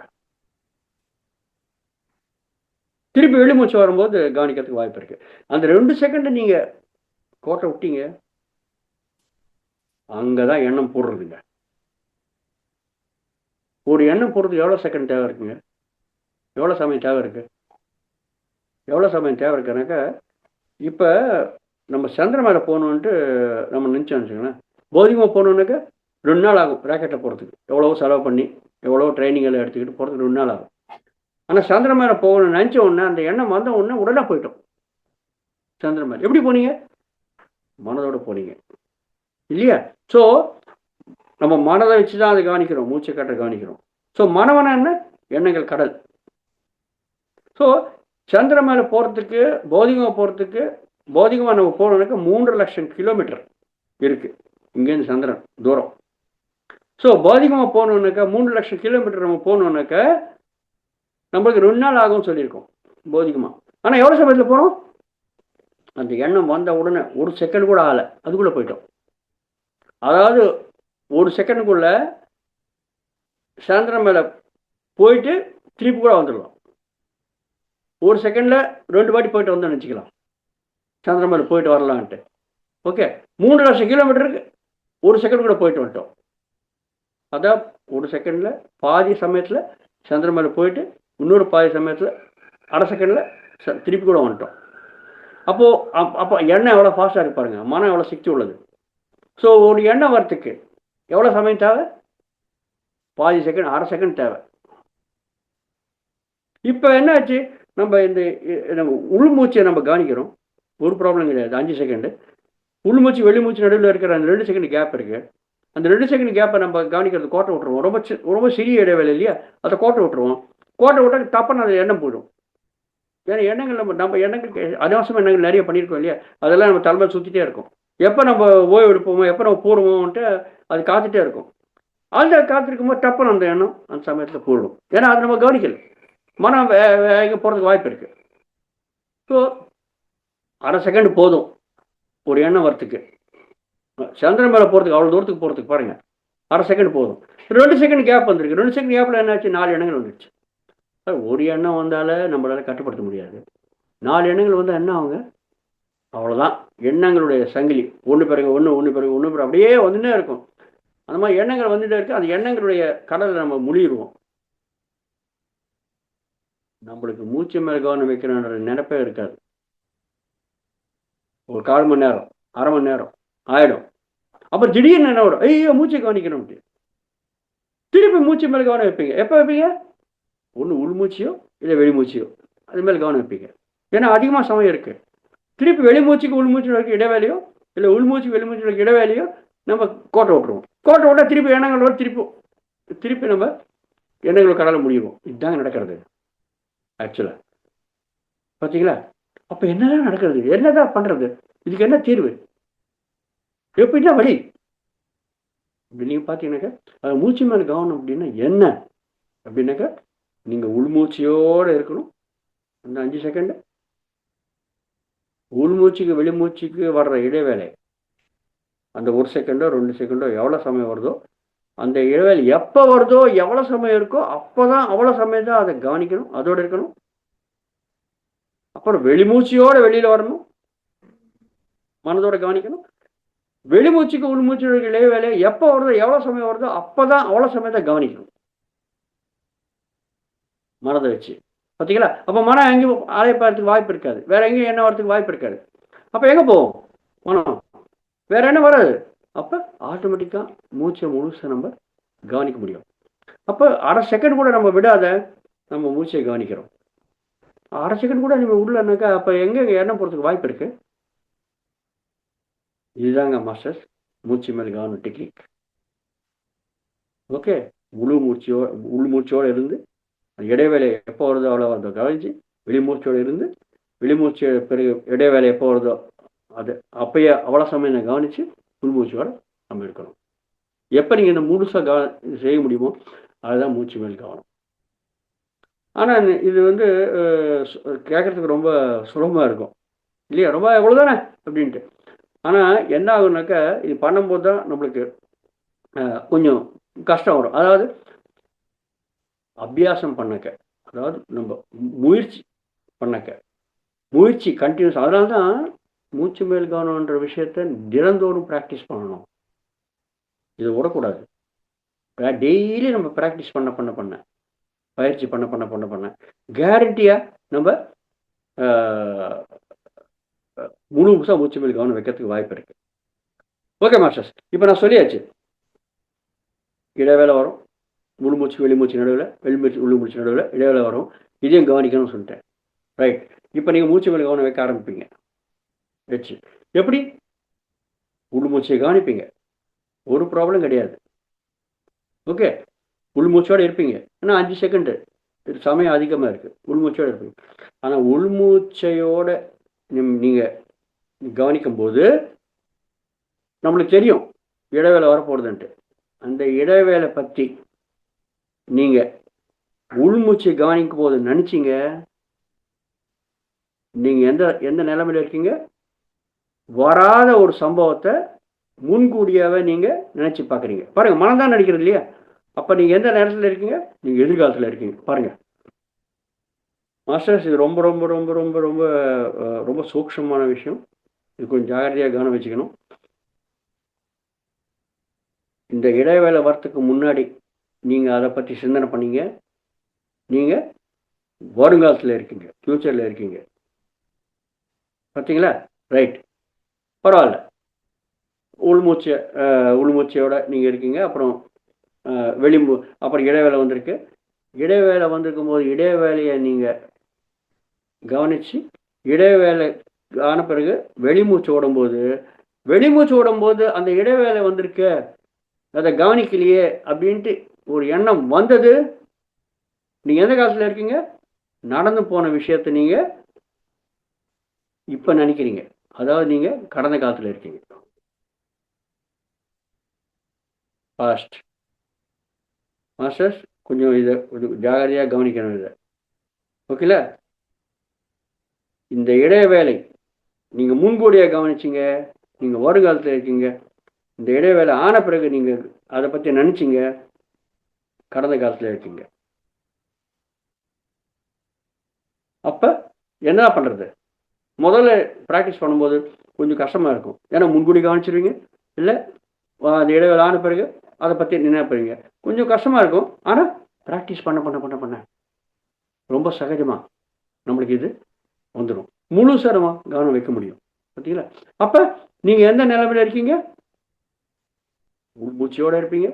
அந்த இடைவேளை எப்போ வருதோ அப்போ கவனிப்பீங்க. வெளிமூச்சோடு இருப்பீங்க. அந்த இடைவேளை எப்போ வருதோ அப்போ கவனிப்பீங்க. திருப்பி உள்மூச்சோடு இருப்பீங்க. அப்போ நீங்கள் எந்த காலத்தில் இருக்கீங்க? நிகழும் காலத்தில் இருக்கீங்க. பார்த்தீங்களா மாஸ்டர்? ஸோ மூச்சு மேல் கவனம் ஒழுங்காக வைக்கிறது இதுதான். எப்போ நீங்கள் மூச்சு மேல் கவனம் ஒழுங்காக வைக்க முடியுதோ அப்போ நீங்கள் நிகழங்காலத்தில் இருக்கீங்க. நிகழங்காலத்தில் வாழ்கிறது தான் உண்மையான தியானம். பார்த்தீங்களா மாஸ்டர்? ஸோ இது நீங்கள் ப்ராக்டிஸ் பண்ண பண்ண பண்ண வருங்க. இதில் கொஞ்சம் இப்போ நம்ம டெக்னிக் சொல்கிறதுனால இது கொஞ்சம் டிஃபிகல்ட்டாக இருக்கும் பகட்டுறதுக்கு முதல்ல. ஏன்னா முன்கூடியாக கவனிப்பீங்க, இல்லை கோட்டை விட்டு வெளிப்போ முடிஞ்ச பிறகு கவனிப்பீங்க. ஆனால் போக போக போக போக நம்ம முழுசாக கவனிக்கிறதுக்கு வாய்ப்பு இருக்குது. மாஸ்டர் இதுதான் மூச்சு மேல் கவனம் உடைய டெக்னிக். நிகழ்காலத்தில் இருப்போம் நம்ம. அப்போ இதனால் என்னங்க பிரயோஜனம் இருக்குது? இதனால் என்ன பிரயோஜனம்? இதனால் வியாதிகளில் குணமாகும் அப்படின்னாக்கா மாஸ்டர்ஸ் ஒரு சின்ன உதாரணம் தெரிஞ்சுக்கலாம். மூச்சு மேல் கவனத்தினால் எப்படி வியாதி ஆக்சுவலாக குணமாக இருக்கும்? விஷசக்தி வருது. ஆனால் மூச்சு மேல் கவனத்தை ஒழுங்காக வச்சா தானே விஷசக்தி வரும். எண்ணமற்றமா வரும். ஒரு எண்ணம் இல்லை நிலைமை வரும். அதுதானே முதல் தேவை. அங்கேயே நம்ம கோட்டை விட்டோம்னாக்கா இது நம்மளுக்கு எண்ணமற்ற எப்படி வருது? எண்ணமற்ற வந்தால் தான் எல்லாமே நடக்க ஆரம்பிக்கும், விஷசக்தி வரும். எண்ணமற்ற நிலைமையே நம்மளுக்கு வரது கஷ்டமாயிடுச்சுனாக்கா இப்போ கூட எத்தனை வருஷங்கள் நம்ம தியானம் பண்ணுறோம் இல்லையா? நிறைய பேர் தியானம் பண்ணுறாங்க. ஆனால் எக்கச்சக்கமாக எண்ணங்கள் வருது. ஏன்? என்ன காரணம் மாஸ்டர்ஸ்? நீங்கள் பார்த்தீங்களா, ஒரு நாளைக்கு நம்ம 60,000 எண்ணங்கள் பண்ணுவாங்க. ஒரு எண்ணம் வந்ததுனாக்கா அந்த எண்ணம் காரியமாக மாறிடுச்சு, அதுக்கு பலன் இருக்குது. காரியமாக மாறாத எண்ணங்கள் எத்தனை இருக்குது? 60,000 எண்ணங்கள். 60,000க்கு மேலே நம்ம எண்ணங்கள் பண்ணுறோம் ஒரு நாளைக்கு. 60,000க்கு மேலே எனக்கு 60,100 எண்ணங்கள் வச்சுக்கலாம். 60,100 எண்ணங்களில் 100 எண்ணங்கள் காரியம் மாறிடுச்சு. மிச்சிருக்க 60,000 எண்ணங்கள் என்னாச்சு? அதெல்லாம் அனாவசியமான எண்ணங்கள். அதாவது தலைமை சுற்றியே இருக்கும். அதெல்லாம் என்ன காரியம் மாறத்துக்கு எப்போ சமயம் கிடைக்குமான்னு யூஸ் பண்ண. ஏன்னா எண்ணங்கள் வந்த பிறகு தானே மனம் புத்தி காமிச்சு புத்தி முடிவெடுத்து திருப்பி நம்ம காரியம் பண்ணுறதுக்கு வாய்ப்பு இருக்குது.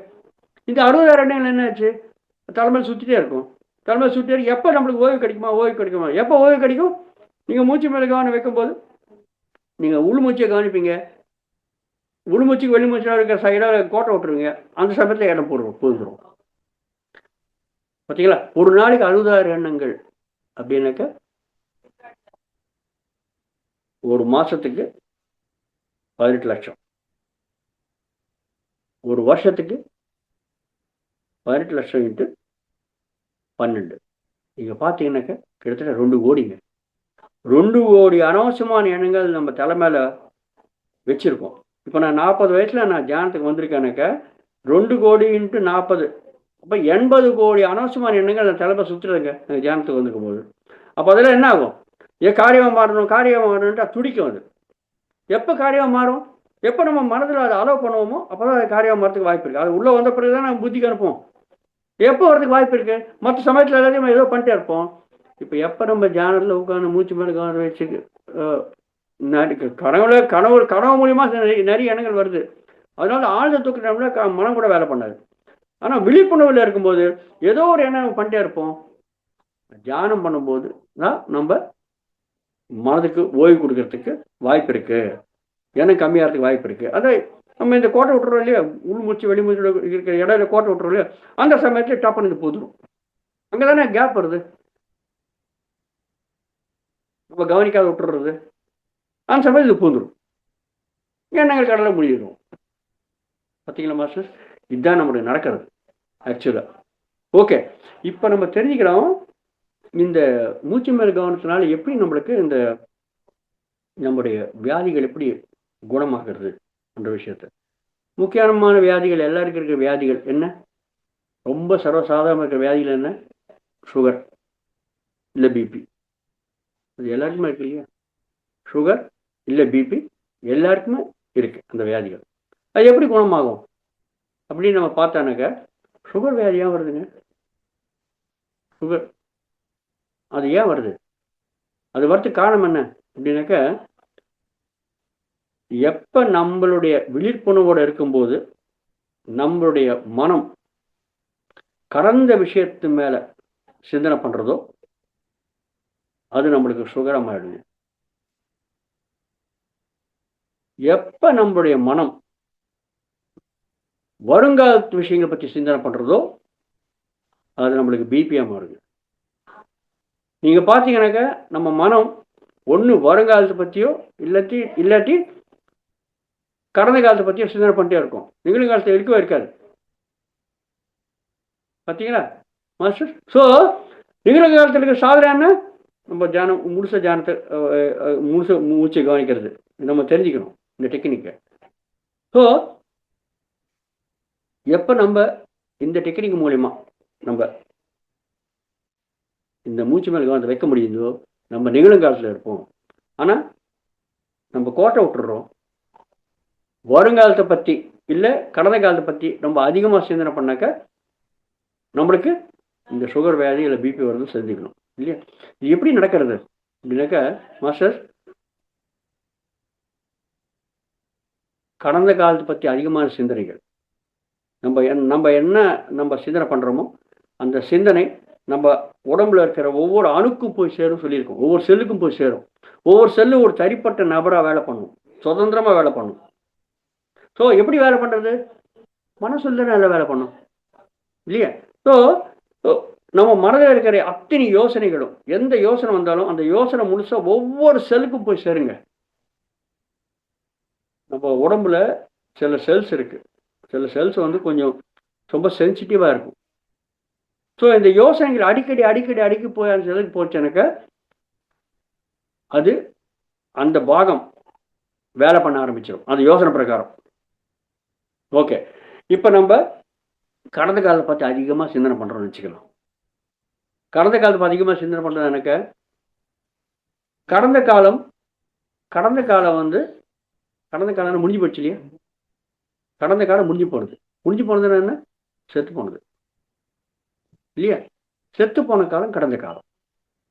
ஆனால் நம்ம என்ன நினைக்கிறோம், கடந்த காலம் பற்றி அதிகமாக சிந்தனை பண்ணால நடந்து போன விஷயங்கள் செத்து போன விஷயங்களை பற்றி நம்ம சிந்தனை பண்ணுறோம். ஏன்னா அது திருப்பி வராது, வருமா, வராது, திருப்பி வராது. நடந்து போன விஷயங்கள் ஒன்று என்ன பண்ணாலும் வராது. ஆனால் என்ன ஆகுது, நடந்து போன விஷயங்கள் செத்து போன விஷயங்கள் சாவை பற்றி நம்ம சிந்தனை பண்ணுறோங்க, நம்ம முழு சிந்தனைங்க. பார்த்தீங்களா, கடந்த கால சிந்தனை சாவை பற்றி. இப்போ மனதில் அந்த சிந்தனைகள் சாவு சாவு சாவு சாவு சாவு என்ற அதிகமான சிந்தனைகள் தான் இருக்கு. இப்போ இந்த சாவு சாவு சாவு என்ற சிந்தனைகள் நம்ம உடம்புல இருக்க அத்தனை செல்லுக்கும் போய் சேர்றது, எல்லா செல்லுக்கும் போய் சேர்றது. எல்லா செல்லுக்கும் போய் சேரும் போது சில செல்ஸ் ரொம்ப சென்சிட்டிவாக இருக்கும் சொன்னேன். சில செல்ஸோட அமைக்கப்பட்ட பாகங்கள் ரொம்ப சென்சிட்டிவாக இருக்கும் அப்படின்னு சொன்னேன். ஒரு சென்சிட்டிவான பாகம் என்னன்னாக்க நம்முடைய கணையம், பேங்க்ரியாஸ்ன்னு சொல்கிறோம் இல்லையா, நம்முடைய கணையம் ரொம்ப சென்சிட்டிவ்ங்க அது. இப்போ என்ன ஆச்சுன்னா நம்ம கடந்த காலத்தை பற்றி அதிகமாக சிந்தனை பண்ணுறோன்னாக்க இந்த கடந்த காலத்தை பற்றி சிந்தனை சாவு சாவுன்ற மெசேஜ் தகவல் எங்கே போய் சேருது, உடம்புல இருக்க அத்தனை செல்லுக்கு போய் சேருது. ஆனால் ரொம்ப சென்சிட்டிவாக இருக்கிற செல்லு கணையம், பேங்க்ரியாஸ், அந்த பேங்க்ரியாஸில் போய் சேருது சாவு சாவு சாவு சாவு சாவுன்ட்டு. இப்போ நம்ம சாப்பிட்ற சாப்பாடுக்கு தேவை இருக்கிற சுகர் லெவலை கட்டுப்பாட்டுப்படுத்துறது யாருங்க, பேங்க்ரியாஸ் வர இன்சுலின் தான். இல்லையா? ஸோ இப்போ எப்போ இந்த மாதிரி சமாச்சாரம் இந்த சென்சிட்டிவாக இருக்கிற அந்த கணையத்துக்கு போய் சேரதோ, மனதில் வர சமாச்சாரத்து பிரகாரம் எல்லாம் வேலை பண்ண சொன்னோம் இல்லையா? அப்போ சாவு சாவு சாவு சாவுன்னு சொல்லும்போது கணையத்தில் இருக்கிற அத்தனை செல்ஸும் ஐயோ நம்ம சாவன போல இருக்கு அப்படின்ட்டு சாவ ஆரம்பிச்சிருங்க. கணையத்தில் இருக்கிற செல்ஸில் சாவ ஆரம்பிச்சுக்க என்ன ஆகுங்க? கணையத்தோட வேலை என்ன? இன்சுலின் உற்பத்தி பண்ணுறது தான். எப்போ இந்த செல்ஸ் சாவ ஆரம்பிக்கிறதோ அப்போ இன்சுலின் சரியாக உற்பத்தி ஆகாது, தயாராகாது. இன்சுலின் சரியாக உற்பத்தி ஆகலைனாக்க நம்ம சாப்பிட்ற சாப்பாடில் இருக்கிற அந்த சர்க்கரை அளவு கட்டுப்பாட்டை மீறி போயிடும். அது லோ பிபியாவது லோ சுகராவது ஹை சுகராவது ஏதாவது சரி கட்டுப்பாட்டை மீறி போயிடுங்க. பார்த்தீங்களா மாஸ்டர்? இப்போ கடந்த காலத்தை பற்றி நம்ம நினச்சோன்னாக்கா அந்த சிந்தனைகள் இருந்தோன்னாக்கா இப்போ நம்ம மூச்சு மேல் கவனத்தை வைக்கிறோம்.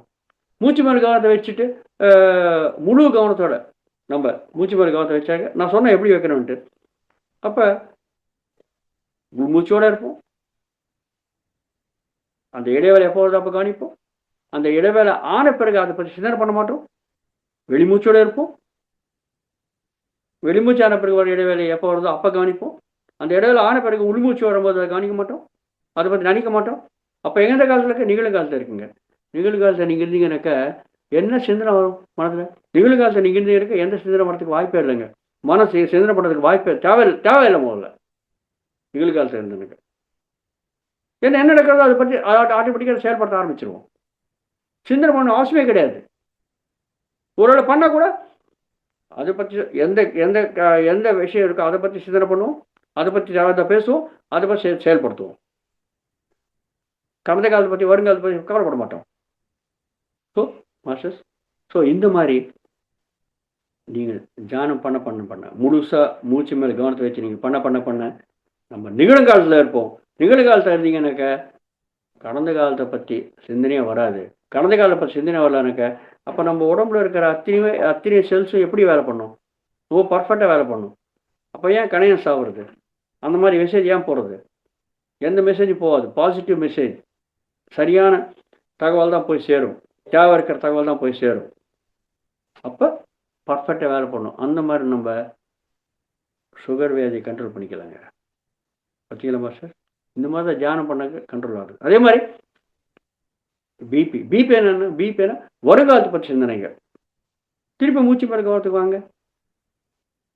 உள் மூச்சு எடுக்கும்போது அந்த இடைவேளை வருவன்ட்டு முன்கூடியே நீங்கள் உள் மூச்சு எடுக்கும்போது நீங்கள் சிந்தனை பண்ணீங்க, நீங்கள் வருங்காலத்தில் இருக்கீங்க.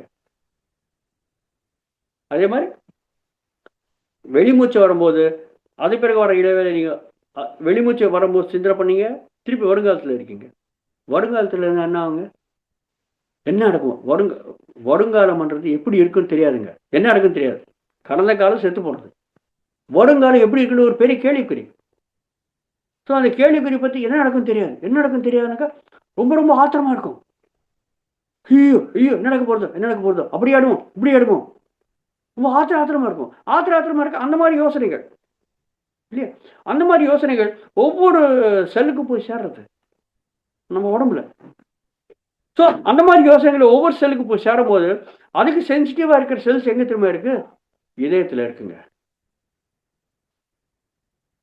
ஸோ இதயத்தில் இருக்கிற அத்தனை கணங்களும் அந்த யோசனை எடுத்துக்கிறது. ஏன்னா இதுதான் கண்டினியூஸாக வேலைப்படுறது இல்லையா? பாருங்க, அப்படியே படிச்சுக்கிறது கண்டினியூஸாக வேலைப்படுறது 24 மணி நேரம். நம்ம பிறந்ததுலேருந்து சாவர வழியும் இதயம் கண்டினியூஸாக வேலைப்படுறது. எவ்வளோ சென்சிட்டிவாக இருக்கும் அது. ஸோ இந்த யோசனைகள் வருங்காலத்தை பற்றி யோசனைகள் என்ன நடக்குமோ ஆத்திரம் ஓடு என்ன நடக்குமோ தெரியாது. ஓட ஆரம்பிச்சிடும் யோசனைகள். ஸோ இது நம்முடைய இதயம் ரொம்ப சென்சிட்டிவாக இருக்கிறதுல இதயத்தில் இருக்கிற அத்தனை கணங்களுக்கும் அத்தனை செல்ஸுக்கும் போய் அந்த சமாச்சாரம் போய் சேரும். ஓடு. அப்போ என்ன ஆகும்? இதயம் ஓட ஆரம்பிச்சிடும். ஓட என்ன இதயம் ஒன்று என்ன ஆகுங்க? பிபி அதிகமாகிடும். அவ்வளோதானே? அப்போ அதுதான் நம்மளுக்கு ரத்த அழுத்தம், சர்க்கரை நோய், கடந்த காலத்து யோசனைகள், ரத்த அழுத்தம், பிபி, வருங்காலத்து யோசனைகள். நிகழுங்காலத்தில் நீங்கள் இருந்தீங்கன்னாக்க கடந்த காலம் கிடையாது, வருங்காலம் கிடையாது.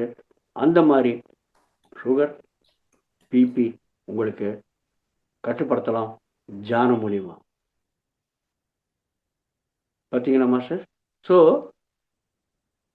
இந்த மாதிரி ஒவ்வொரு வியாதிக்கும் நம்ம தீர்வு காணலாங்க. நம்ம என்ன பண்ணோம்னாக்கா சிம்பிளாக நம்ம மூச்சு மேலே கவனத்தை வச்சு பாருங்க, அவ்வளோதான். எப்படி ஒழுங்கான முறையில் மூச்சு மேலே கவனம் வைக்கணும்னு சொன்னேன், எந்த முறையில் வைக்கணும்னு. ஸோ அந்த மாதிரி நீங்கள் வச்சுனுங்க, ஆட்டோமேட்டிக்காக நம்ம எல்லா வியாதியும் குணப்படுத்திக்கலாம். ஆரோக்கியமே மகாபாகியம். தியானம் சர்வரோக நிவாரணி.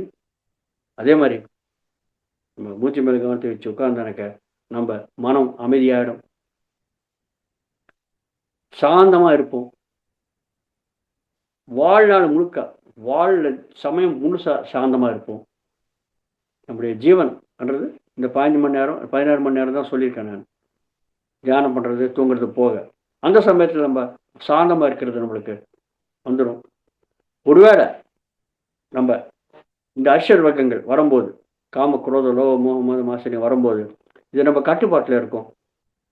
கட்டுப்பாட்டை இழஞ்சி போகிறதா இருந்தாக்க எப்போ நம்ம அந்த கட்டுப்பாட்டை மீறி நம்ம போகணும் என்ற விஷயத்தை நம்ம முழு கவனத்தோட தெரிஞ்சிக்க முடியும். அது நம்ம ஸோ கோபம் வரும்போது கோபம் வர்றது என்ற யோசனை வந்தாக்க ஆட்டோமேட்டிக்காக நம்ம கட்டுப்பாட்டில் இருக்கோம். கோபம் வரும்போது கோபம் வருதுன்ற யோசனை இல்லாதனால தான் இந்த மாதிரி ப்ராப்ளம் வருது. கோபம் வரும்போது எல்லாத்தையும் திட்டி பயங்கரமாக திட்டி எல்லாருமே திட்டிட்டு எல்லாம் ஆன பிறகு நம்ம சிந்தனை பண்ணுவோம், ஐயோ இந்த அளவு நம்ம கோபம் கட்டின அவசியம் கிடையாது அப்படின்னு நீங்கள் நிறைய சிந்தனை பண்ணுவீங்க, வருத்தப்படுவீங்க. எப்போ எல்லாம் முடிஞ்ச பிறகு இல்லையா? ஸோ என்ன இருக்கு, மன அமைதி கிடையாது. எப்போ மன அமைதி இருக்கோ கோபம் நம்ம கட்டுப்பாட்டில் இருக்கும். கோபத்தை காட்டுற அந்த கோபத்தை நம்ம நடிப்போம். அதே மாதிரி இந்த அர்ஷர் அத்தனை விஷயங்கள் வரும்போது நம்ம வெளியேற்றுவோம். அந்த பாவனைகளை நம்ம கட்டுப்பாட்டில் இருக்கும். நம்ம சுவாசங்கள் ரொம்ப ரொம்ப ரொம்ப ரொம்ப அமைதியாக இருக்கும். எப்படி நம்ம ஆழ்ந்த தூக்க நிலையில் இருக்கும்போது சுவாசங்கள் கம்மியாகிறதோ அதே மாதிரி விழிப்புணர்வோடு இருக்கும்போது கூட நம்ம சுவாசங்கள் கம்மியாயிடும். அப்போ என்ன ஆகும், ஒரு சுவாசம் 15 சுவாசத்தில் ஒரு சுவாசம் கம்மி பண்ண கூட நம்ம வாழ்க்கையோடைய சமயம் 4 வருஷம் அதிகமாகும்னு சொன்னாங்க. அப்போ விழிப்புணர்வோடு இருக்கும்போது ஒரு நாளைக்கு 1 மணி தியானம் பண்ணாக்க ஒரு சுவாசம் கம்மி பண்ணாக்க நம்மளுக்கு 4 வருஷம் நடுவோம். அப்போ விழிப்புணர்வு இருக்கும்போது 15 இல்லை 16 மணி நேரம் இல்லை 14 மணி நேரம் நம்ம இந்த நிலைமையில இருக்க முடிஞ்சாக்க அப்போ நம்முடைய வாழ்க்கை எவ்வளோ தூரத்துக்கு அதிகமாகிறதுக்கு வாய்ப்பு இருக்கு. சிரஞ்சீவியாக நம்ம வாழலாம். ஸோ இதுதான் மாஸ்டர் நம்ம தெரிஞ்சிக்க வேண்டிய முக்கியமான விஷயங்கள். அனைவருக்கும் இதெல்லாம் புரிஞ்சிருக்கும் நினைக்கிறேன். இந்த வாய்ப்பு கொடுத்ததுக்கு அனைவருக்கும் நன்றி. இது ரொம்ப பொறுமையாக கேட்டதுக்கு உங்கள் அனைவருக்கும் என்னுடைய நன்றி. வணக்கம்.